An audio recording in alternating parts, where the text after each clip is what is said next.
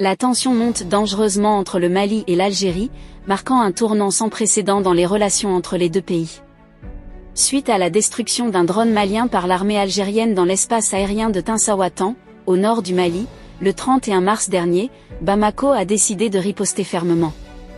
En réponse directe à cet acte perçu comme une violation flagrante de sa souveraineté, le gouvernement malien a annoncé la fermeture immédiate de son espace aérien à tous les vols civils comme militaires en provenance de l'Algérie. Salut à tous et bienvenue sur votre chaîne d'information de référence.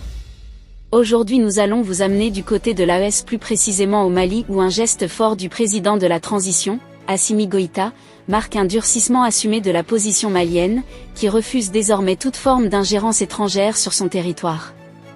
La destruction du drone n'est pas seulement interprétée comme un acte d'agression, mais aussi comme une provocation grave, qui vient fragiliser davantage les liens déjà tendus entre Alger et Bamako. Face à ce que beaucoup considèrent comme une atteinte à son intégrité territoriale, le Mali ne compte pas rester passif. Une enquête judiciaire a été ouverte pour faire toute la lumière sur cet incident. Dans un climat régional de plus en plus crispé, l'Alliance des États du Sahel, AES, regroupant le Mali, le Burkina Faso et le Niger, a exprimé sa solidarité avec Bamako. Cette coalition stratégique, qui s'affirme comme un nouveau pôle de résistance souverainiste en Afrique de l'Ouest, a qualifié l'acte posé par l'Algérie d'hostile et inacceptable. Les autorités de l'AES dénoncent une tentative de déstabilisation déguisée, orchestrée sous couvert de préoccupations sécuritaires régionales. Le silence assourdissant des autorités algériennes depuis l'incident a été perçu comme un mépris supplémentaire par les populations sahéliennes. Dans les rues de Bamako, de Ouagadougou et de Niamey, des milliers de manifestants sont descendus pour faire entendre leur colère. Les slogans fusaient, dénonçant l'agression, réclamant justice, et affirmant haut et fort le droit de leurs États à disposer librement de leurs choix stratégiques et sécuritaires. Une marée humaine s'est levée pour défendre la souveraineté, exiger le respect, et soutenir la montée en puissance de l'AES.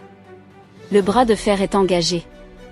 Assimi Goïta, en homme d'État déterminé, semble prêt à aller jusqu'au bout pour défendre les intérêts du Mali.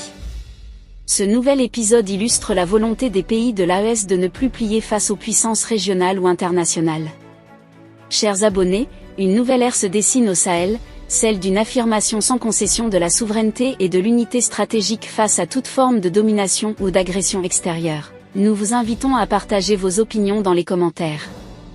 Si vous avez apprécié, n'hésitez pas à le liker et à le transmettre à vos proches.